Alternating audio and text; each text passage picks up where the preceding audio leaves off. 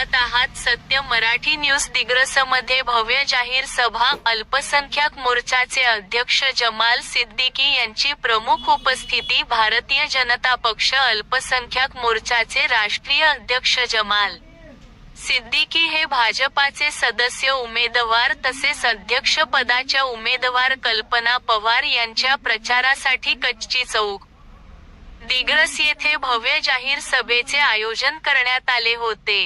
या जाहीर सभेला सर्व स्तरातील नागरिकांनी मोठ्या संख्येने उपस्थित राहून सभेला उत्कृष्ट प्रतिसाद दिला. यावेळी भारतीय जनता पार्टीचे उमेदवारांना मतदान करण्याचे आवाहन करण्यात आले आहे. ही सभा आगामी निवडणुकीच्या दृष्टीने अत्यंत महत्त्वाची मानली जात आहे. छत्रपती शिवाजी महाराज, महाराष्ट्राची कुलस्वामिनी आई तुळजाभवानी, त्याचबरोबर आपले स्वातंत्र्य संग्राम सेनानी अब्दुल कलाम आझाद आणि मंचकावर उपस्थित माझे सगळे अतिथी आणि वरिष्ठ. मी एससी समाजातली आहे. मला भारतीय जनता पार्टीने एवढी मोठी संधी दिलेली आहे. त्याचं एक कारण आहे. कारण भारतीय जनता पार्टीचा एकच नारा आहे, सबका साथ सबका विकास.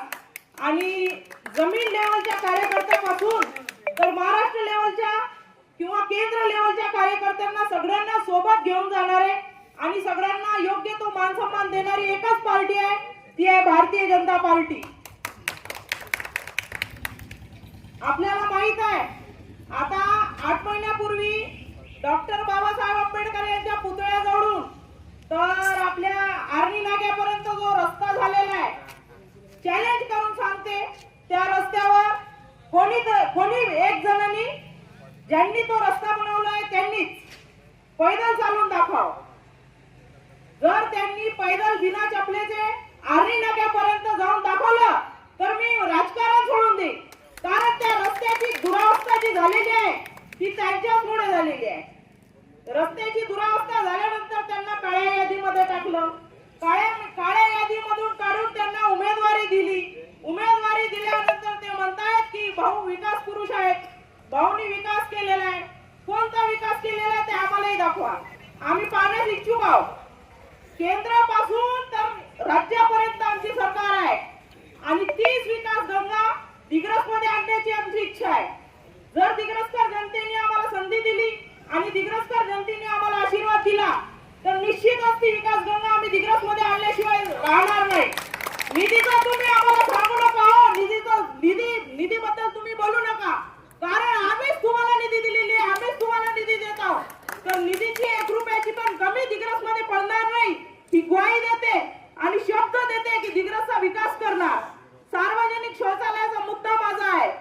टाउन हॉल जवळील लहान छोटे जे दुकानदार होते त्यांच्यासाठी उपोषण करणारी मी आहे. जॉगिंग ट्रॅकचा मुद्दा माझा आहे.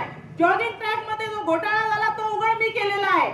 आमचे जेवढे पण उमेदवार उभे आहेत आणि जे पण उमेदवार उभे आहेत चॅलेंज करून सांगते की त्यांच्यावरील एकही भ्रष्टाचाराचा आरोप आम्हाला दाखवा. आम्ही डबल राजकारणामध्ये येणार नाही. दिग्रसमध्ये बीजेपी दिसणार नाही.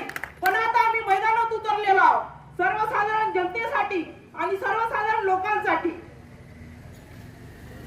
मैदानात उतरल्यानंतर राजकारण आहे.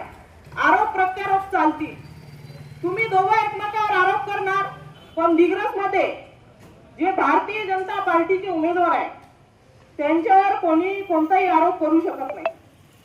कारण आजपर्यंत आम्ही भ्रष्टाचार मध्ये नाही, आजपर्यंत कोणत्या आम्ही घोटाळ्यामध्ये नाही. आमच्या एकही उमेदवाराला ठेका नाही किंवा तो ठेकेदार नाही. तर दिग्रसकर जनतेने निश्चित राहावं आणि भारतीय जनता पार्टीला एकदा चान्स द्यावा आणि एकदा आम्हालाही आजमून पाहावं अशी विनंती करते. आणि भरभरून प्रतिसाद द्या, भरभरून वोट द्या अशी विनंती करते.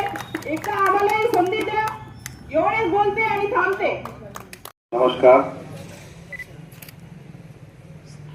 मंच पर विराजमान भारतीय जनता पार्टी के वरिष्ठ नेता, हमारे साथ चल कर आए हुए जिनको आपने अभी सुना, ऐसे